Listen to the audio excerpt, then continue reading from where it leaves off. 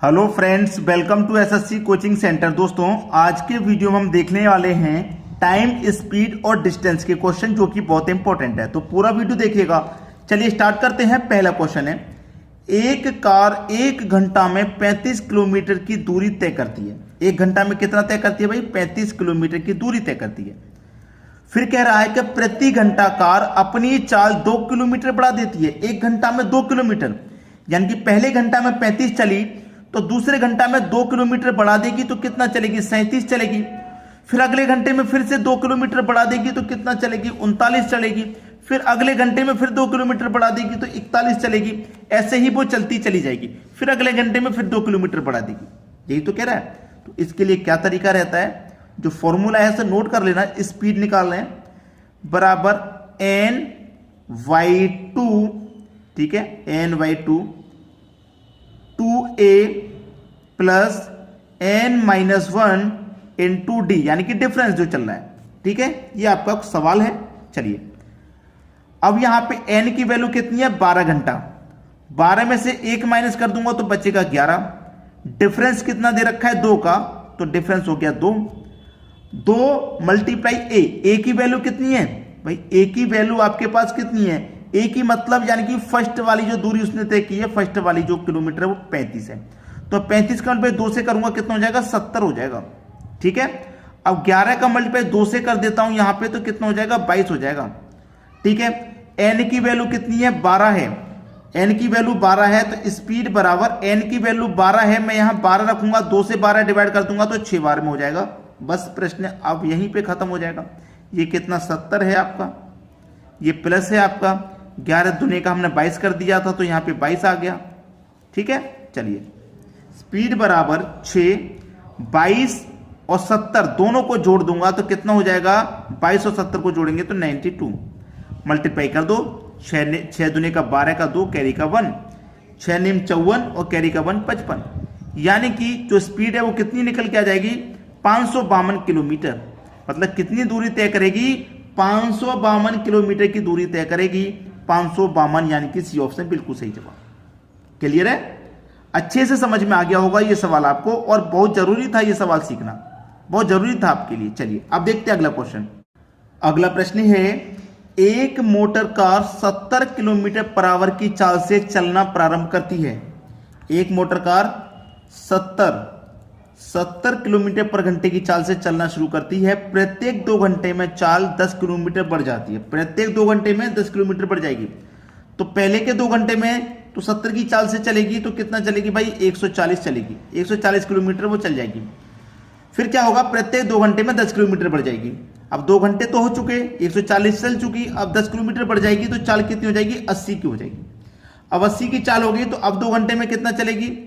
अब 80 की चाल होगी तो 160 चलेगी, 160 किलोमीटर चलेगी। तो 2 घंटे ये, 2 घंटे ये, कितने घंटे हो गए? 4 घंटे। और 4 घंटे में कितनी चल गई गाड़ी?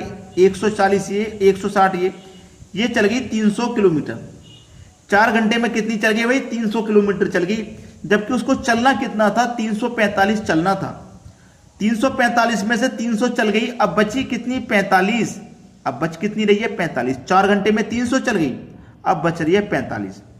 अब उसका जो शब्द है प्रश्नों के, उसे याद रखना कि वो 70 किलोमीटर पर घंटे की चाल से चलना प्रारंभ करती है और प्रत्येक 2 घंटे में 10 किलोमीटर बढ़ जाती है। तो देखिए, 70 थी, 2 घंटे में 10 बढ़ गई तो 80, फिर 2 घंटे में 10 बढ़ जाएगी तो कितनी हो जाएगी? 90 हो जाएगी कि नहीं? 90 हो जाएगी भाई। 2 घंटे में 80 हो गई, फिर 2 घंटे और चली तो कितनी हो जाएगी? यहाँ पे 90 हो जाएगी कि नहीं? भी 4 घंटे चली है ना, तो चाल होगी अब 90 की। तो इसका मतलब इस 45 को पूरी करने चाल 90 किलोमीटर की स्पीड से दूरी तय की जाएगी। यानी कि 45 से कम 45, 45 दूनी का 90, 1/2। यानी कि 4 घंटे यहां पे लगे थे और इस 45 की दूरी को तय करने में 1/2 घंटे का समय ये लग रहा है। तो पूरा समय कितना हो गया? 4.1/2 घंटे, यानी कि 4.5 घंटे हो गए। ये है आपका सही जवाब। आसानी से समझ में आ गया होगा। वैसे कोई कठिनाई तो प्रश्न में है नहीं, बिल्कुल कंसेप्ट को क्लियर करा रहा हूं मैं आपका। क्वेश्चन समझ में आना चाहिए बस, चाहे थोड़ा समय अधिक लग जाए लेकिन प्रश्न समझ में आए। चलिए अब देखेंगे अगला प्रश्न।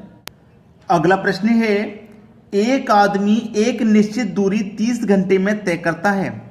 ठीक है, वह अपनी चाल में 1/5 भाग की कमी कर लेता है तो पहले से 10 किलोमीटर कम दूरी तय करता है, तो वास्तविक चाल ज्ञात करें।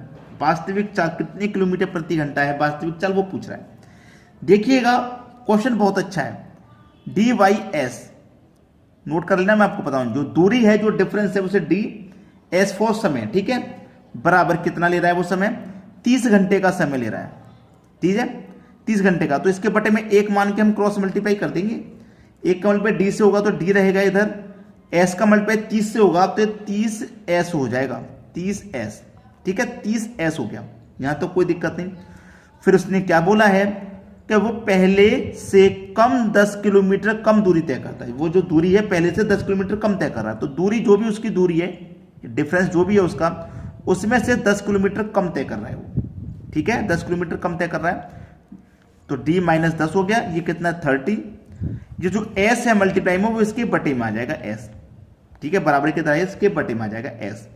अब उसने एक बात और कही थी कि वह अपनी चाल में 1/15 भाग की कमी करता है, 1/15 भाग की कमी करता। तो कमी के लिए क्या करते हैं, नीचे में ऊपर घटा के लिखते हैं, यानी कि 14/15। 1/15 भाग की कमी कर रहा है ना, 1/15, तो 15 में से एक घटा देंगे, यानी कि 14/15 कितना हो जाएगा, ये 14/15 हो जाएगा। अब देखिएगा d माइनस 10, ये 15 है, तीसरे नंबर की संख्या ऊपर जाके मल्टीप्लाई में आ जाती है, तो मल्टीप्लाई में 15 बटे में रहेगा s मल्टीप्लाई 14 और बराबर में 30। 15 से 30 कट जाएगा 2 बार में, ठीक है, 15 से 30 2 बार में कट गया। 14 का मल्टीप्लाई 2 से होगा तो ये कितना हो जाएगा 28, और ये साथ में क्या है इसके s, तो इधर क्या बचा d माइनस 10 बराबर इधर क्या बचा 28s बचा, 28s बचा, ठीक है। अब देखिए d की वैल्यू, यानी कि टोटल d की वैल्यू कितनी है, 30 है। कितनी है टोटल d की वैल्यू, 30 है, आपके पास याद रखना, ठीक है, टोटल d की वैल्यू 30 घंटे है, समय जो आपके पास 30 है। 30s माइनस उसमें से कितना हो रहा भाई 10 बराबर का कितना है इधर 28s, ये भी 30s, ये 28s, ये इधर आएगा तो माइनस हो जाएगा 30 में से, तो 2s बचेगा, बराबर माइनस का 10 इधर आके प्लस का 10, तो s की वैल्यू निकालेंगे 10, ये 2 डिवाइड में आ जाएगा, 2 से 5 को 10 को डिवाइड कर दूंगा, 5 टाइम में जाएगा, तो स्पीड कितनी आ जाएगी आपके पास 5 की आ जाएगी, यानी कि 5 किलोमीटर पर घंटा। बी ऑप्शन बिल्कुल सही जवाब है आपका।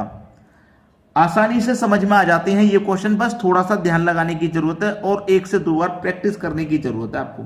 चलिए अब देखेंगे हम अगला क्वेश्चन।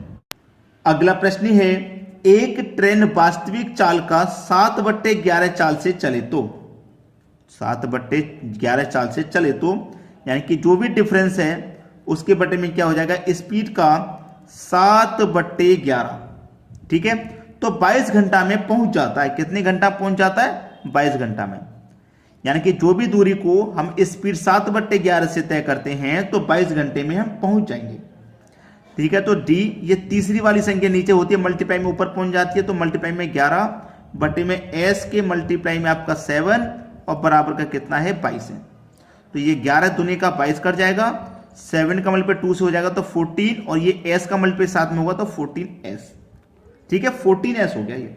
तो d equal to 14s, d equal to 14s हो गया, ठीक है, यहां तक किसी को कोई दिक्कत नहीं होगी। अब देखना d बराबर 14, ये मल्टीप्लाई का s इधर आएगा तो बटे में इसके s हो जाएगा, इसके बटे में कितना हो गया s हो गया।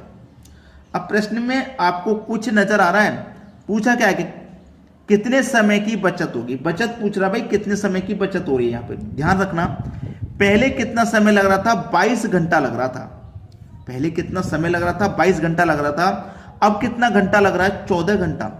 पहले लग रहा था 22 घंटा, अब लग रहा है 14 घंटा, तो 22 में से 14 को माइनस कर देंगे, कितना बचेगा 8 घंटा।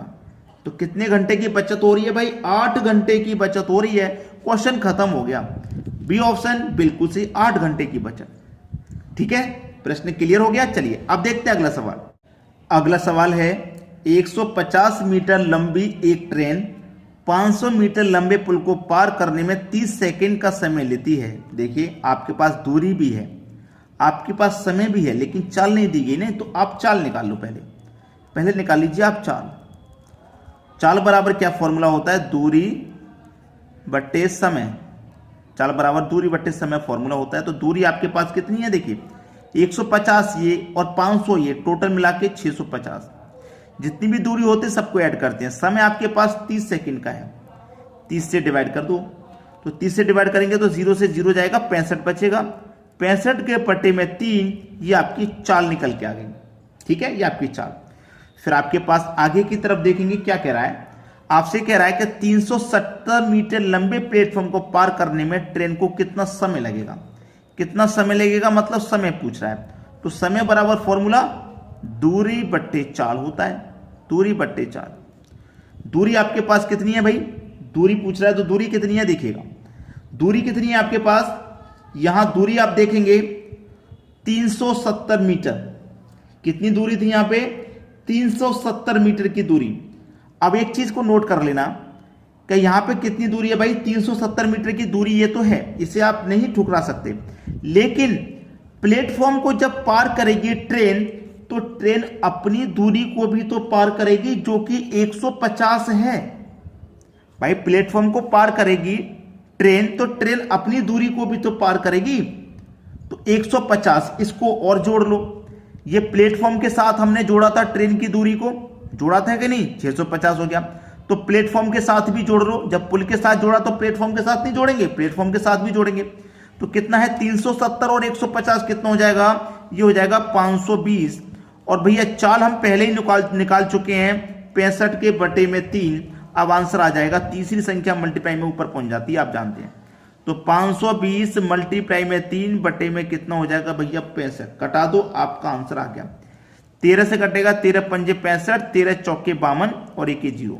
ठीक है, 5 से कटेगा, 5 अट्ठे 40, 8 त्रिका 24, आंसर खत्म। कितना समय लगेगा, 24 सेकंड का समय लगेगा। सी ऑप्शन हो जाएगा सही जवाब। तो मेरी बस हमेशा की तरह एक ही रिक्वेस्ट है आपसे कि लाइक और शेयर किया करें भाई। आपको वीडियो पसंद आ जाता है, बिना लाइक शेयर करे आप चले जाते हैं, करके जाया करें। ठीक है दोस्तों, धन्यवाद।